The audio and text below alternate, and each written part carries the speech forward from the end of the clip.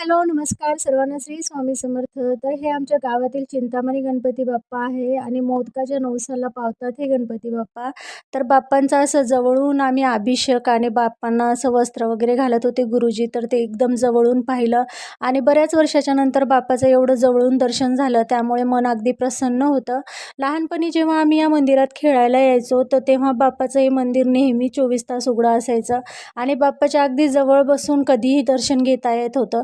पण गेल्या 3-4 वर्षापासून जेव्हापासून हे बाप्पा प्रसिद्ध झालेत, की मोदकाच्या नवसाला बाप्पा पावतात, तेव्हापासून या बाप्पाचं दर्शन जवळून घेणं आमच्यासाठी तर अशक्यच झालं. बऱ्याच दिवसाच्या नंतर जवळून असं बाप्पाला पाहायला भेटलं आणि बाप्पाचं दर्शन झालं, अभिषेक पण मिळाला, त्यामुळे खूप छान वाटत होतं.